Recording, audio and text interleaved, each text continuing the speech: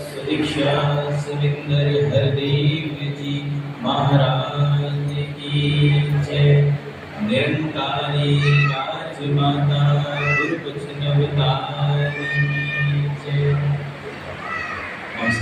जी सबसे पहले तो हम सभी जोरदार तालियां बजाएं और हमारे छोटे नन्हे मुन्ने बच्चों ने जो अथक प्रयास किया इस रूप में इस छोटी सी उम्र में सद्गुरु के दिव्य संदेश को हम तक पहुंचाने का प्रयास कर रहे थे। और दास बैठे बैठे ही यही सोच रहा था, यही मांग रहा था सद्गुरु निरंकार के चरणों से, ये सच्चे पातशाह, ये जो भाव इन बच्चों का है वो मेरे जीवन में आ जाए। क्योंकि एक एक परफॉर्मेंस जो थी वो अव्वल दर्जे की थी, चाहे वो कविता के माध्यम रहे हो, चाहे वो स्किट का माध्यम रहा हो, चाहे वो फिलर का माध्यम रहा हो, चाहे वो विचार रूप में रखे हो या गीत के बोल रहे हो, एक एक परफॉर्मेंस इस निरंकार के साथ तार जोड़ रहे थे। एक एक परफॉर्मेंस शुक्र कर रही थी अपने सद्गुरु का, हे सच्चे पातशाह आपने आज ये मौका, आज ये दिन बख्शा है।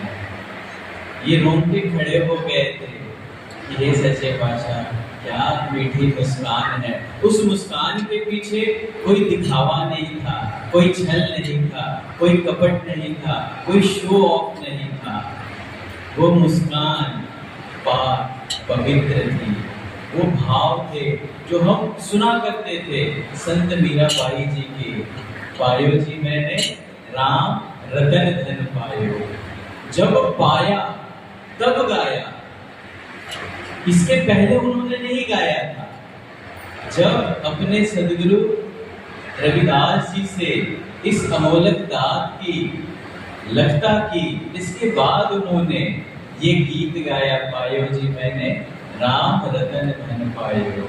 बस सुकून जीवन में आता है, जहाँ पर ये बच्चों ने बड़े ही सुंदर तरीके से सद्गुरु के उस संदेश को दिया कि सुकून कैसे आएगा, धन दौलत विद्वता नहीं साथ संगत जी। इतिहास पढ़ा हुआ है, बादशाह सिकंदर महज उम्र होगी 32 या 33 साल की, नौजवानी की अवस्था में पूरे संसार पे लगभग फतेह हासिल कर ली। और जब उसे ये पता चला कि उसे कोई बीमारी है, उसने वैद्य से ये चीज कही कि कुछ भी कर लो, मुझे अपने जहां पर मेरी मातृभूमि है वहां पर मुझे अपने प्राण त्यागने हैं, वहां पर मैं जाकर इस शरीर की यात्रा को संपन्न करूं। सारे वैद्य जो है कहने लगे, वैद्य ने कहा मुमकिन नहीं है।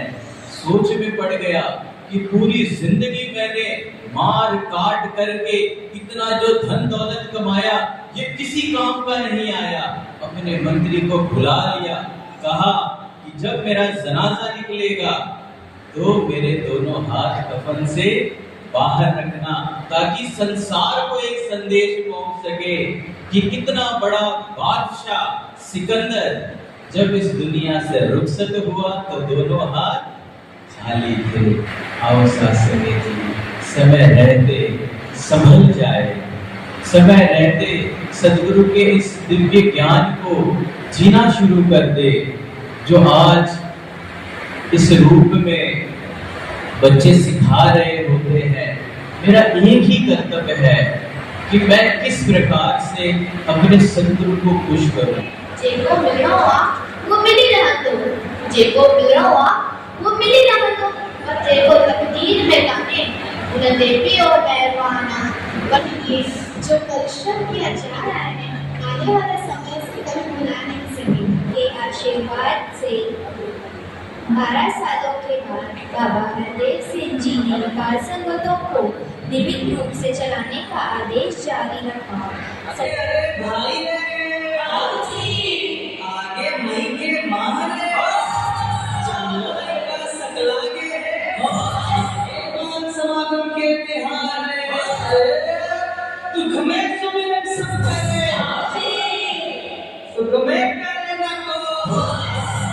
जो सुख में सुने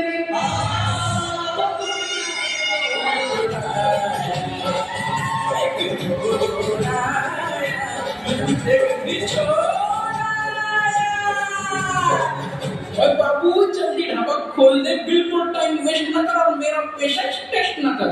टेस्ट करना है तो कल की दाल टेस्ट कर, अच्छी है तो खा दे, खराब है तो फेंक दे, खाली मुकर डाइजेस्ट न कर। हाँ बाजी वो सब तो ठीक है, पर गड्डी किधर? ओए मैं निकला गड्डी लेके, रास्ते पे सड़क पे एक मोड़ आया और मैं उठे गड्डी छोड़ आया। ऐसे ही हर मोड़ पर आप एक एक गड्डी छोड़ आए। साथ में आम का अचार पता है ना, आम का अचार कैसे बनता है? ये सुकून तेरे को तो पता है ना आम का अचार कैसे बनता है? ओए पता है म्यूजिक। आम में वो चार तुमने कर दो हजार, उसे बदला जा, तेरे डाल उसमें मसाला मार, वरना सब है बेकार। तोड़ना फिर चूस के खा खा खा, चूस के खा खा खा। ये भी नहीं आया, यहाँ कोई आएगा भी?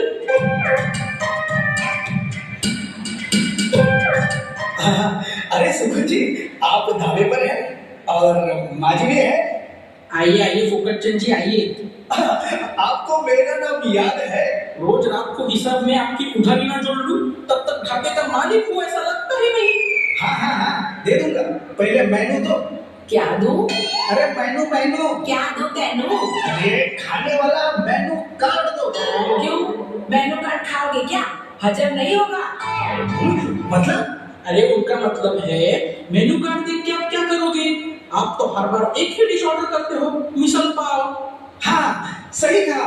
तो मिसल पाव ही देना, पर हाँ कांदा मार के ही देना। छोटू साहब के लिए मिसल पाव कांदा मार के देना। हाँ। अरे ये क्या है? कांदा क्यों मार रहे हो? अभी ना कांदा मार के देना। क्या रे, कांदा मान के संतुष्टि नहीं हुई तो टमाटर भी मार दे और गोभी भी मार दे। हाँ, ये क्या बदतमीजी है? मैं जा रहा हूँ बगल वाले रमेश के ढाबे पे। रुकिए गया। हमारे पर फिर भी समझ में नहीं आता, सीरियसनेस नहीं। तो सच है कि यहाँ पर हम देख रहे हैं कि बच्चे किस प्रकार से उछल कूद भी रहे हैं, नाच गा भी रहे हैं, और हमें भी यही सिखा रहे हैं कि हमने जीवन में इसी प्रकार से रहना है कि सारा कुछ करते हुए निर्लेप अवस्था कि ध्यान सारा जो है वो सद्गुरु के चरणों से जुड़ा हो। हमने पढ़ाइयाँ भी करनी है, बिजनेस भी करने हैं, सारी दुनिया के और काम भी करने हैं, लेकिन ध्यान कहाँ होना चाहिए? उसमें बस शासन सद्गुरु के चरणों में।